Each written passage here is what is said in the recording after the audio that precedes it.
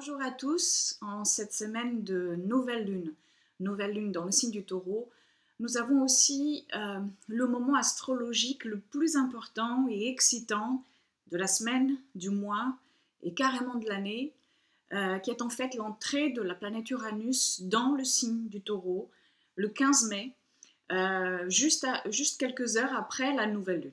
Cette entrée de la planète de la rupture, de l'éveil, du changement, de la libération, dans un signe conservateur, constructeur, stable, symbolisé par l'archétype taureau, viendra bien sûr apporter de nombreux changements à notre vie de tous les jours, parce qu'en fait le taureau est un signe de terre qui nous relie à la matière, au corps, aux ressources et à tout ce que l'on acquiert d'une manière ou d'une autre pour subvenir à nos besoins physiologiques.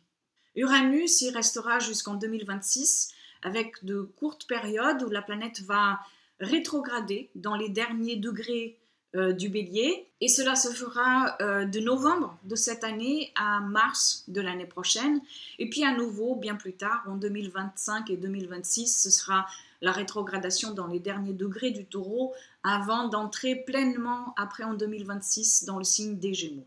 Vous avez un article disponible dans mon blog sur l'entrée d'Uranus en Taureau et si vous souhaitez avoir des renseignements beaucoup plus détaillés pour chacun des signes, mais aussi sur les énergies de la nouvelle lune Taureau et puis de la pleine lune de fin de mois dans le signe du Sagittaire, vous pouvez acquérir le projet Quintessence. Le lien est ici dans la barre d'infos.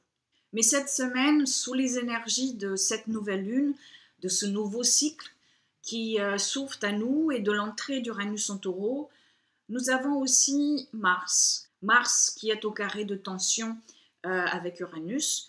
Ce sera exact le mercredi 16 mai. Cette énergie présente au moment de ce changement important devra être envisagée en 3 actes.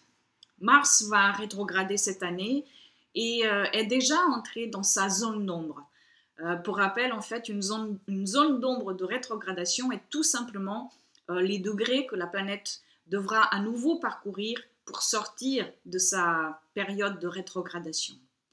Donc Mars va commencer sa rétrogradation le 27 juin prochain, ce sera jusqu'au 27 août.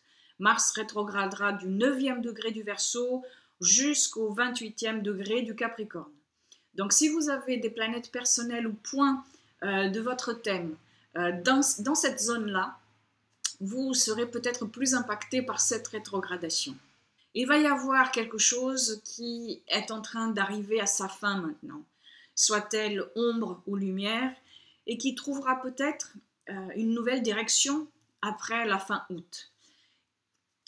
Une nouvelle direction, pourquoi? Parce que c'est cela avant tout, le symbole de Mars avec sa flèche, une nouvelle direction. Donc fin août, voire une fois que Mars aura totalement parcouru tous les degrés de sa zone d'ombre, c'est-à-dire cela se fera après le 10 octobre, donc à l'automne prochain. Oui, nous allons entrer dans une période qui va nous mettre tout d'abord dans une logique de séparation, car c'est un autre des principes même de Mars. Pour comparaison, celui de Vénus, c'est l'union. Donc Mars, c'est le principe de séparation parce qu'avec sa flèche, il cherche à nous imprégner de l'énergie de la quête, de la conquête, l'énergie de la direction, l'énergie de l'action. Donc tout ceci comporte bien sûr, il y a des niveaux différents, un degré de séparation de quelque chose que l'on connaît, du connu, pour aller vers une nouvelle forme inconnue. Ce carré avec Uranus, qui se formera 3 fois d'ici août, c'est un carré décroissant. Donc c'est une crise au niveau de la conscience, ce qui implique des choix et qu'un cycle est en train de se terminer. Nous aborderons ces séparations et nouvelles recherches selon notre propre niveau d'assimilation et notre niveau de conscience. Dans un contexte personnel, il nous faudra retenir que cette période proposera très certainement des prises de risques. Et ce sont ces possibilités-là qui nous stimuleront, mais ce sont aussi ces possibilités-là qui nous contrarieront aussi. parce qu'il va nous falloir toujours ramener ces possibilités dans le concret, dans le pratique, et intégrer la patience qu'il nous faudra développer afin de les mener à bien. Car ici, en fait, nous avons l'énergie large, vaste, mentale et pleine de possibilités du Verseau d'un côté et l'énergie Taureau de l'autre. Et si ces deux signes sont au carré dans la roue du zodiaque, ce n'est pas un hasard. Parce qu'en fait, ici, c'est la vision ouverte et transpersonnelle du Verseau qui se heurte à la vision individuelle et enracinée du Taureau. Donc, aucune des deux n'aura et n'a pas la vérité absolue. C'est à chacun de nous de laisser s'épanouir les deux en nous, selon les décisions qu'il nous faudra prendre et selon la situation que chacun de nous traverse. De plus, ce sont des énergies rapides et impatientes, Uranus et Mars. Au niveau collectif, il se peut que nous soyons, à certains moments, emportés dans un tourbillon pour lequel il nous faudra trouver un antidote personnel aux décisions hâtives et réfléchies, qu'elles soient d'un groupe, mais aussi d'un État, d'un collectif, etc. Et bien sûr, à un autre niveau collectif, Gaïa sera aussi éveillée par l'énergie d'Uranos, Uranos, le dieu du ciel, donc Uranus. Donc comme on le voit déjà, cela se passe déjà à Hawaï par exemple. Mais l'énergie de Gaïa sera éveillée en nous autrement aussi, au cours des 7 prochaines années, parce que nous aurons à entreprendre une autre manière de penser notre lien vivant, une autre manière de penser notre lien à la nature à laquelle nous appartenons, mais de laquelle nous nous sommes beaucoup trop éloignés. Mais pour cette semaine et à court terme pour les prochains 3 mois, c'est surtout l'énergie d'Uranus et du Verseau, et puis celle du Taureau, qui est mise en avant avec le carré Mars-Uranus et la rétrogradation de Mars. Donc, il faudra aussi faire de la place aux surprises et à tout ce qui est hors du commun et qui nous permettra de façonner différemment notre chemin.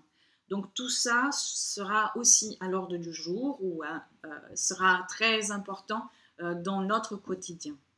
Il y a de l'inventivité et il faudra laisser beaucoup de place, comme je vous le disais, à l'imprévu et surtout arriver à faire entrer de la flexibilité là où il n'y a de la place que pour une vision qui pourrait sembler parfois beaucoup trop restrictive. Vous avez compris, ces énergies nous poussent à nous réinventer, à réinventer nos vies dans le concret, à nous ouvrir à des possibilités et concepts nouveaux, mais aussi à ne pas oublier les applications concrètes de ce qui est imaginé et les répercussions et conséquences de ces actes et concepts nouveaux, et à voir ensuite si cela est valable, tolérable et envisageable sur le long terme. Parce qu'en fait, avec Uranus maintenant dans le signe du Taureau, nous sommes en train d'effectuer des changements qui resteront. Alors ces énergies seront fortes cette semaine, mais elles ne sont que le commencement de 3 actes importants, comme je vous le disais. Le premier donc étant cette semaine, le deuxième ce sera aux alentours de la semaine du 1er août, et le troisième acte ce sera aux alentours de la semaine du 17 septembre, qui sera d'ailleurs à ce moment-là stabilisé par le trigone Saturne-Uranus, qui sera alors actif à ce moment-là, mais j'y reviendrai là-dessus en fait cet été. Donc à retenir que le commencement, le choc ou l'impulsion de cette semaine pourra mieux être comprise, changée ou se stabiliser à partir de la fin de l'été, début de l'automne. Tout comme la semaine dernière, si vous avez des planètes personnelles ou points de votre thème, à la toute fin des signes cardinaux, Bélier, Cancer, Balance, Capricorne, mais aussi au tout début des signes fixes, Taureau, Lion, Scorpion, Verseau, vous serez peut-être plus concerné par en fait ce carré, tout d'abord le carré Mars-Uranus, par la rétrogradation de Mars aussi, et tout ça dès maintenant jusqu'à l'automne prochain. Quelques gouttes d'impatience des fleurs de Bach pour mieux vivre les énergies volatiles de cette semaine, et puis l'accompagnement mensuel avec le projet Quintessence qui vous donnera plus de détails pour votre signe solaire et ascendant. Et les liens, vous les trouverez encore une fois, ici en barre d'infos. Je vous souhaite une nouvelle lune stimulante et je vous dis à la prochaine. Merci.